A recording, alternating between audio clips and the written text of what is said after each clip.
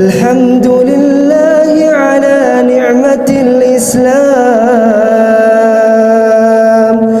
الحمد لله على نعمة الهداية الحمد لله على نعمة الأخوة الحمد لله على نعمة المغفرة اللهم اجعلنا لك ذكارين لك شكارين لك توابين لك مطواعين إليك أواهين منيبين يا أرحم الراحمين يا مقلب القلوب يا مقلب القلوب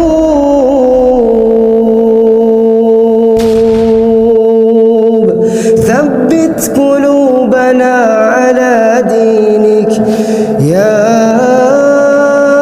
غفار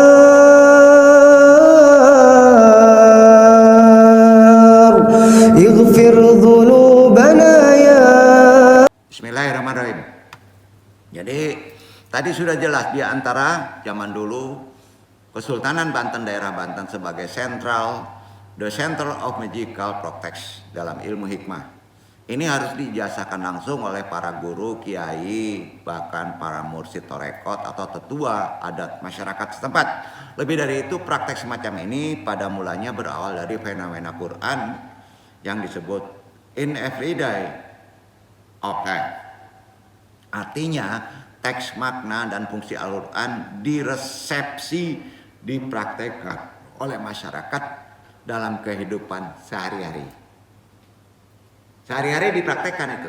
Kalau kita kan diikrokan tengah malam sudah ini ya, bukan kalau di sini gimana diserahkan? Sederhananya gini, terutama di daerah ulama dulu, masyarakat kultur dulu, Al-Quran telah menghiasi kehidupan masyarakat pada kultur daerahnya di Muslim.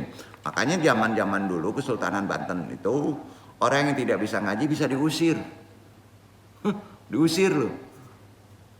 Tesnya bayangin pertama, kalau masuk daerah Kesultanan Banten itu bisa nggak bahasa Arab yang tanpa baris melalui kitab kuning. Kalau nggak boleh masuk. Wah berat gitu ya, berat ya dulu ya. Nah itu udah hilang sekarang. Ya. Nah. Jadi sudah jelas fungsi raja. Sebagai dijelaskan tadi, raja juga mempunyai fungsi baik secara teologis maupun sosiokultural. Nah, fungsi teologis misalnya terkait dengan masyarakat meyakini raja mampu melindungi mereka dari mara bahaya, bala, musibah, bahkan bencana wabah yang baru-baru ini terjadi COVID-19. Ya. Banyak yang pakai ini loh, terutama di kultur daerahnya ya. Di Minang nggak nampak. Sunda banyak itu. Ya. Pas dia ada COVID, ya, dia menggunakan amalan-amalan doa melalui Aupak Raja Hizib. Yang paling keren tuh Hizbul Bahar. Menggunakannya itu. Ya, mainnya di laut ya. Karena ada garam kan. Jadi ikhtiarinya gitu. Nah, ya. Raja juga difungsikan sebagai penyembuhan, pengobatan di samping pengelarisan ya dan sebagainya. Adapun fungsi sosiokultural ya teologisnya itu tadi. Sekarang raja aupak, tulisan-tulisan raja itu sering ada juga nulisnya itu dalam fungsi sosiokultural, mampu menyatukan masyarakat. Yang perang menjadi baik, yang pecah menjadi bergabung, sama ya. Beda pendapat menjadi selaras. Duduk. Ya, itu dia. Jadi tidak memecahkan tapi menyeimbangkan. Nah, itu fungsi dari sosiokultur dalam terapi dengan menggunakan aupak atau raja atau hizib ya. Itu dalam konsep fungsi sosiokulturalnya. Di daerah Jawa, daerah Sunda misalnya, penggunaan raja selalu disertakan dengan perayaan. Itu termasuk menggunakan raja. Jadi ada adabnya. Di antaranya hari-hari besar. Di Minang juga ada, diulakan. Ya, Basawa. Itu salah satu praktek-praktek ini ya. Dikaitkan dengan hajatan ya. Perayaan hari besar, baik hari besar lokal maupun hari besar nasional. Mulai hajatan kecil hingga besar, ritual raja mesti digunakan. Ya, ritual raja mesti digunakan. Makanya ada kain kalau membersihkan kultur daerah sosiokultural sosial di Jawa itu membersihkan barang-barang pusaka katanya. Ya, itu harus ada rajanya. Medianya apa? Kenapa demikian? Itu menghormati. Nah, hati-hati orang sekarang nanti airnya ditarik diminum pula, sakit perut antum. Karena ngalap berkah katanya. Hati-hati, bukan begitu. Oh, nanti pas gunungan Tambu itu dikejar-kejar itu ya. Oh, nanti kalau ini dapat jodoh katanya, waduh, gimana tuh? Nggak begitu ya. Nah, pahami dulu, insya Allah antum dapat jodoh, gitu. Masya Allah. Ya, kita lanjutkan dulu. Jadi fungsi raja sudah jelas dalam dua fungsi teologis dan sosiokultural. Ya, harus dikaitkan dengan yang disebut perayaan-perayaan lokal, hajatan kecil hingga besar. Itu sebabnya raja berperan sebagai kohesi sosial. Sedangkan dalam aspek performatif, ilmu raja ini atau kitab atau Aufaq ini salah satu bentuk raja dengan penulisan ayat-ayat yang diambil dari Al-Quran, anotasi huruf-huruf Al-Quran yang terpetral tapi diseimbangkan dalam suatu media atau benda, misalnya kertas, batu, kayu dan lain-lain. Ternyata dapat ditelusuri aspek performatifnya berdasarkan Al-Quran. Imam Nawawi membuat suatu kitab, menyusun kitab yang disebut At-Tibyan fi Adabi Hamalah Al-Quran. Ini persisnya ada di bab ayat wa al-suwar ya. Al-Mutasyabah fi auqatin Aufaq makhususatin, dijelaskan bahwa disunahkan di sana membaca ayat kursi, surat Al-Ikhlas, surat Mu'awadzatain dan akhir surat Al-Baqarah tatkala hendak tidur. Kesunahan ini berasal dari apa yang disabdakan Nabi kan. Man qara al-ayataini min akhari suratin baqarati haramatu hatanil ayatani.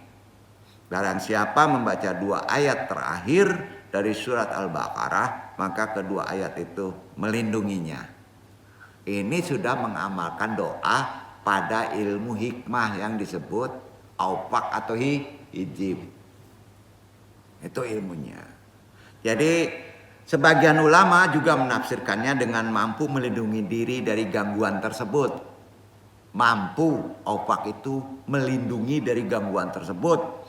Jadi tidak jauh berbeda. Asyuyuti dalam kitabnya Adur Al-Mansur juga menukil sabda Nabi, innaha azzamu ayataini fil Qur'ani kitabullah. Sesungguhnya ayat kursi ya merupakan ayat teragung dalam Al-Quran, khususnya dalam Aufaq. Ingat ya, dalam ilmu Aufaq paling agung ayat itu digunakannya. Makanya beliau mengemukakan, menjelaskan Iqra al-ayatal al-kursi li annaha yumkinu antamiyaka antuwa atfaluka wa ayitalaka wal biyatu min haulika idha qaratahu fisyabahi was masyai saufatan yadabu izazal jinni wa idha qaratahu qablal naumi yahrusyukullah tawala alaihi walayastitu asyaitanu yudi'aka hatta tusbiha.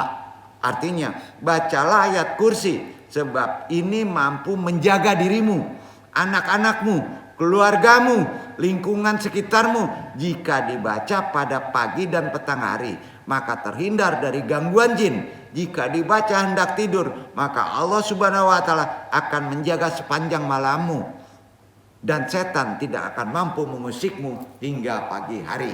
Itu salah satu yang diamalkan ilmu aufak atau raja tadi. Bukan ditempel ya, diamalkan, dibaca. Yang disebut hijib. Bisa juga. Dari penjelasan tadi kiranya dapat kita tarik benang merahnya. Ya. Bahwa penggunaan beberapa bentuk raja yang dilapalkan, yang dilafadzkan, tidak jadi masalah, kan itu sederajat dengan permohonan dan doa. Paham ya? Justru itu lebih bagus. Ya. Dengan syarat apabila kita selalu menyandarkannya kepada Allah. Kuatkan akidah. Maksudnya raja, azimah, bahkan barang apapun tidak akan bernilai, tidak akan berpengaruh apa-apa tanpa disandarkan kepada Allah. La haula wala quwata illa billah. Dasar dalilnya itu. Jadi kalau kita lepas memakai aufak, seharusnya pas memasang, ya, pas memasang, jangan hantam dengan bismillah dulu, tapi tutup dengan la haula wala quwata illa billah. Ini. La haula wala quwata illa billah. Jadi bukan ini yang punya kekuatan. Duduk. Karena kalau kesini menjadi syirik. Sama ya? Penghapusnya ada haukallah. Duduk kan nih? Nah itu dia. Itu poin-poin yang pentingnya. Nah, tiada daya dan kekuatan melainkan hanya Allah semuanya. Jadi ini nggak ada dayanya, nggak ada kekuatan. Termasuk memasang raja. Kalau diberi raja, ya kan? Nah, betul? Makanya orang nggak akan sembarangan dor kalau dikasih senjata. Kalau ditutup dengan masuk la haula wala quwata illa billah. Kalau diilmui ya. Betul? Nah. Paham ya? Nah, itu dia. Jadi antum kalau bawa golok ke ladang pakai la haula, nggak sembarang bacok nanti kan. Iya kan? Iya kan? Ayam orang nanti dibacok juga kan. Nah gitu maksudnya ya. La haula itu kekuatannya menjadi aufak. Hakalah itu menjadi aufak kalau dari sudut keilmuannya kita jelas. Di mana mesti diamalin la haula itu kan tidak di awal. Umumnya di akhir. Di awal itu awali semua perbuatan yang baik dengan asma Allah. Akhiri dengan tawakullah. Itu hak Allah, betul kan? Selalu itu. Ya. Nah isi di tengahnya itu semuanya permohonan. Permohonan itu perantara, wasilah. Wasilah itu bisa apa aja. Ya. Combong bisa wasilah, Pak. Duit bisa wasilah, Pak. Betul kan? Hati-hati, maknai secara benar. Maka tidak menyeret kepada hukum musyrik. Betul kan? Nah, ya. Jadi jelas ilmunya. Karenanya semoga kita semua bisa memurnikan niat kita. Tidak mudah niat itu. Niat itu perlu pemahaman ya. Nah, hanya karena Allah semata. Lebih tinggi makrifat apa? Masya wallah. Serba Allah. Beda lagi.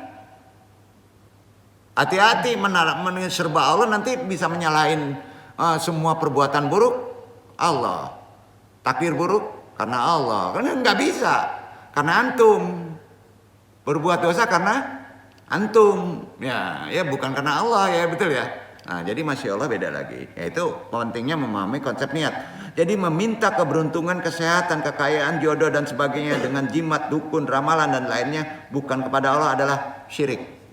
Itu poin. Namun juga ditemui jimat yang mengandung tulisan Arab, bahkan penggalan Al-Quran yang populer disebut raja.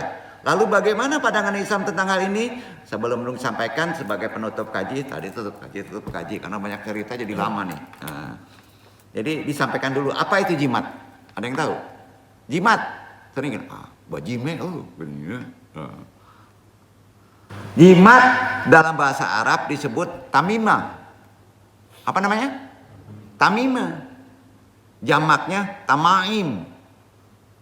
Yaitu mayyalaku fil raqabati aw ghairi dzalika minat tagani awal akiyasil maktati awil wasmi awil ijami wan nahwu dalika bi qasdi zabil nafi aw dafil muadari. Itu dia. Tamimah itu, jimat itu. Sesuatu yang digantungkan di leher, di badan atau pada selainnya, di tangan berupa mantra, kantong berjahit, raja, tulang dan lainnya dengan tujuan untuk mendatangkan manfaat atau menolak mudarat. Hukumnya menjadi haram kalau antum sudah balik. Hidup. Gitu aja. Definisi tumanina, sesuatu yang dikalungkan di leher sebagai penangkal penyakit. Dulu penyakit pokok ini adalah ain. Penyakit karena pandangan mata orang lain yang dengki. Jadi gini, dia tidak melajari ilmu. Mata itu punya kekuatan. Makanya hati-hati membuat sakit hati orang. Paham ya? Karena mata itu mengandung kejahatan. Kalau isi badannya dengki, dia dendam ngelihat itu, kamu kena. Kalau spiritual kamu tidak kuat. Makanya kalau ada orang marah, jangan dipandang matanya. Pandang aja tangannya. Mukul nggak? Ah, itu ilmunya. Betul kan Pak? Ya, betul kan Iwan? Jangan pandang matanya. Karena antum bisa kena ain. Walaupun dia tidak mempelajari hijab atau aurat. Tuh. Siapapun juga yang marah. Kalau antum masih standar, jangan pandang. Marah itu powernya beda. Umumnya jadi kalau ditanya, manusia itu akan ada kekuatan kalau kondisinya jadi syaitan. Sampai di waktu marah. Maka jalan keluar secara fikih. Walaupun dia anak, walaupun anak kecil. Kalau pas marah, antum pergi aja. Karena beda kekuatan. Dilawan lagi, kalau antum jadi marah, maka syaitan wal syaitan. Ujungnya gimana? Fikih mengatakan pergilah. Kalau diri antum, guyurlah dengan wudu. Masih nggak kuat, hilangkan akal antum dengan tidur. Nggak kuat juga, sholatlah 2 rakaat. Nggak kuat juga, mati selah. Itulah. Nah, kan begitu lagi. Nah, berarti ada beberapa disiplin ilmu yang kita mesti pahami. Ya.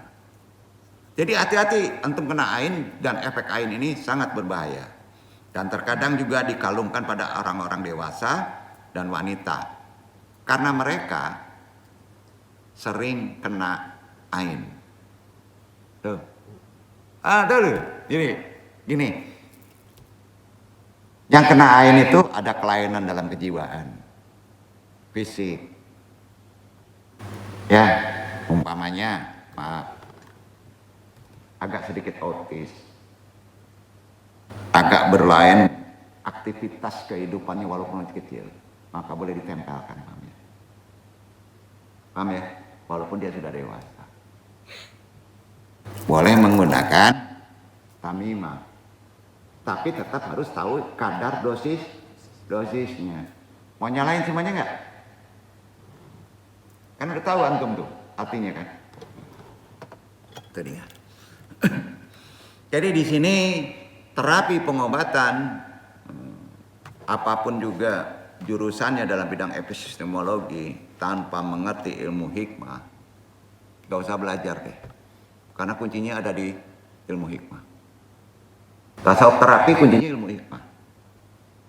Harus tahu hijab, kitab Aufaq, wirid, tamimah, ya harus tahu kan? Karena itu dasarnya. Jadi kalau nanti ada belajar ke tasawuf terapi, mendalami itu tanpa ada ini, keluar aja, buang uang antum.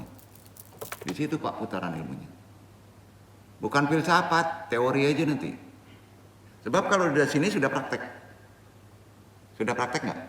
Sudah praktek. Iya kan? Dan kadar prakteknya ini. Kalau nggak ada makanan lagi, nggak ada sama sekali. Maka yang haram menjadi halal. Duduk. Setuju? Aturan sholat Jumat harus 40 secara disiplin mazhab. Tapi kalau nggak bisa lagi di hutan berdua, maka sah. Ada imam dan makmum. Duduk, berubah.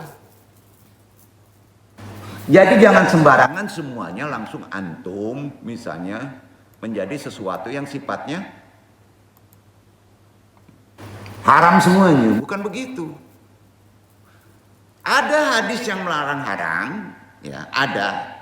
Itu awam di syariat, itu kebanyakan. Tapi ada kekhususan di balik itu. Beda kalau Quran.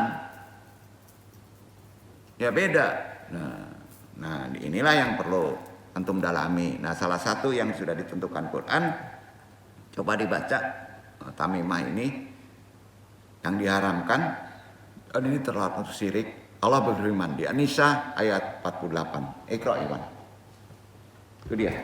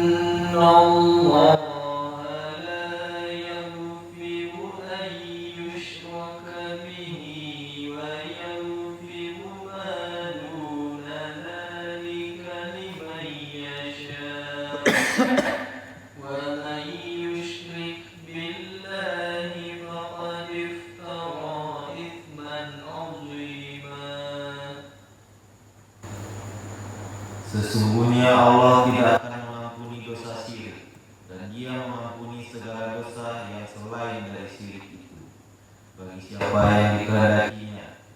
Barang siapa yang mempersekutukan Allah, maka sesungguhnya ia telah berbuat dosa yang besar. Udah jelas ya? Larangannya jangan syirik ya. Termasuk salat tamimah ini harus diilmui. Karenanya An Abi Basrin An Syari radhiyallahu anhu kana ma'ana Nabi sallallahu alaihi wasallam fiha ba'di asfarihi fa arsala rasulan la yabkayana fi raqabati bairin kiladatun min watarin au kiladatun ila kutiat mutafaqun alaih. Paham ya?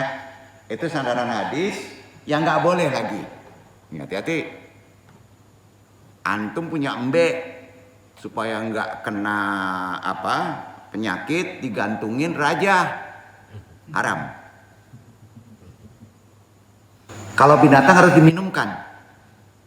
Agisnya jahe, nah itulah. Main jahe saya lah. Ya. Jangan diagir korupsol, mati biko. Tapi digantung nggak boleh. Artinya diriwayatkan dari Abu Bashir Al-Ansyari radhiyallahu anhu bahwa dia pernah bersama Rasulullah dalam satu perjalanan. Kalau beliau mengutus seorang utusan untuk mengumumkan supaya tidak terdapat lagi di leher unta kalung jimat dari tali busur panah atau kalung apapun kecuali harus diputuskan. Muttafaq alaih. Beda dengan nabati. Ini hewani, kan ada nyawa. Kalau nabati nggak apa-apa, luka nggak apa-apa. Luka. Beda lagi. Nanti anu bahas di bab selanjutnya. Paham ya? Makanya di sini harus ada roh hewani, ada roh nabati. Mana penangkal-penangkalnya itu salah satu di sini ilmu hikmah. Aduh, meluas lagi ilmu hikmah nih. Bener kan? Nah, ini muttafaq alaih. Jadi yang namanya tamimah atau jimat Itu ada dua macam, tamimah yang diambil dari Al-Quran dan tamimah yang diambil dari selain Al-Quran. Tamimah yang diambil dari Al-Quran itu menulis ayat Al-Quran dan asma sifat Allah, kemudian dikalungkan di leher, memohon kesembuhan melalui perantaranya. Para ulama di sini berbeda pendapat. Ada yang membolehkan, ada yang tidak. Makanya perlu disiplin ilmu. Perlu disiplin ilmu, mendapatkan ilmu kitab yang disebut Aufak dan ilmu hikmah induknya. Maka kita akan tidak semuanya meratakan jadi halal dan haram. Nah itu, hal ini didasarkan pada 3 keumuman larangan Nabi ya, serta tidak ada dalil yang mengkhususkannya untuk tindakan preventif atau sadul az-zariyah, karena hal itu menyebabkan dikalungkan sesuatu yang tidak dibolehkan. Nah, dalam konsep binatang, apalagi manusia juga bernyawa kan. Nah itu sebabnya jika ia mengalungkan sesuatu dari ayat Al-Quran, maka hal itu menyebabkan pemakainya, terutama yang bernyawa yang ada ikhtiar, menghinakan, merendahkan Allah. Misalnya dalam membawanya untuk buang hajat, istinja, berkata kotor, itu menghinakan kan Allah ya, maka dilarang. Adapun itu secara sisi logika, analoginya begitu. Dan itu diterangkan pada hadis. Adapun menggantungkan tulisan ayat Al-Quran asma sifat Allah untuk tujuan perhiasan, tujuannya perhiasan, maka di sini niat yang penting. Di antaranya untuk bisa dibaca hiasan itu. Ingat, hiasan itu untuk bisa dibaca. Tapi repotnya kalau asma Allah ditaruh di cincin supaya dibaca gitu, baca gitu. Repot kan? Nah, syarat lainnya nggak boleh dibawa ke tempat kotor. Duduk nggak? Ya.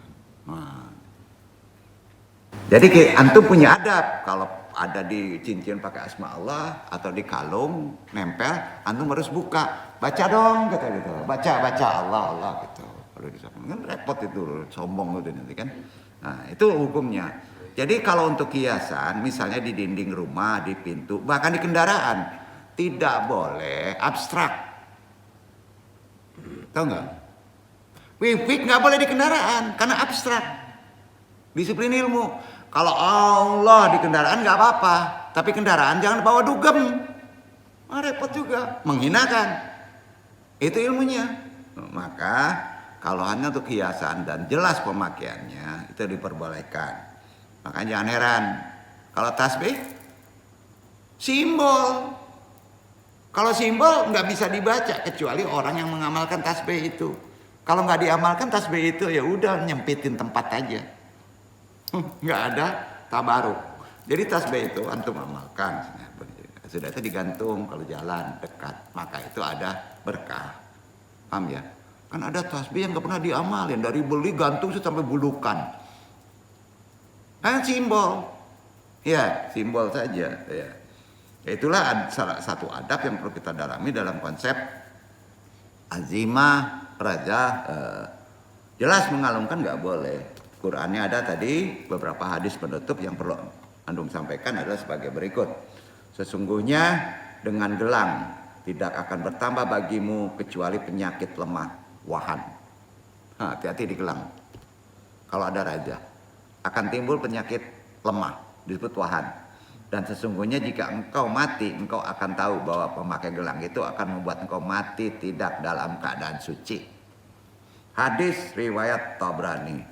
Wallahu a'lam bishawab. Mudah-mudahan kajian ini menjadi dasar karena terkait dengan kedalaman fikih dan hikmah pemakaian amalan, kita menjadi paham apa yang mesti kita lakukan dan apa yang kita mesti amalkan. Terutama dalam kajian kaitannya dengan hijab. Wabillahi taufiq hidayah. Banyak maaf. Wassalamualaikum warahmatullahi wabarakatuh. Waalaikumsalam.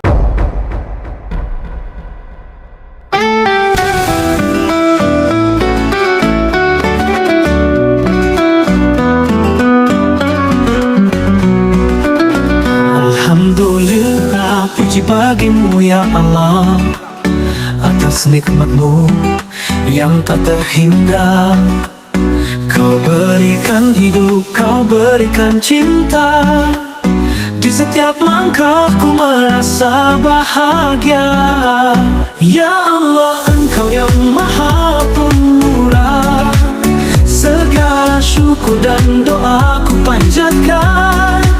Hati ini penuh dengan rasa syukur atas segala karunia dan rahmat-Mu.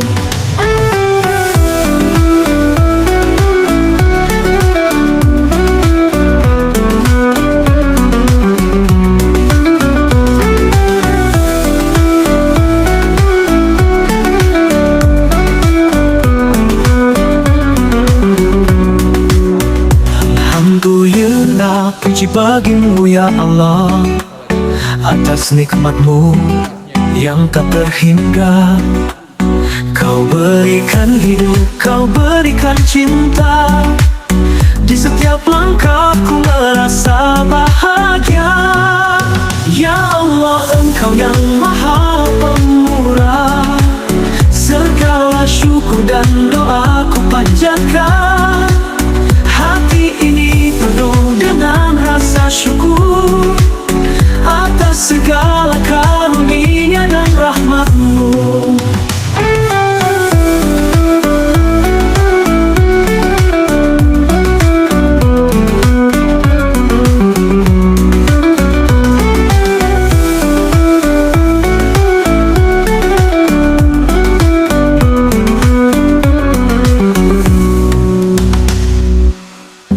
Ya Allah, Engkau yang Maha Pemurah.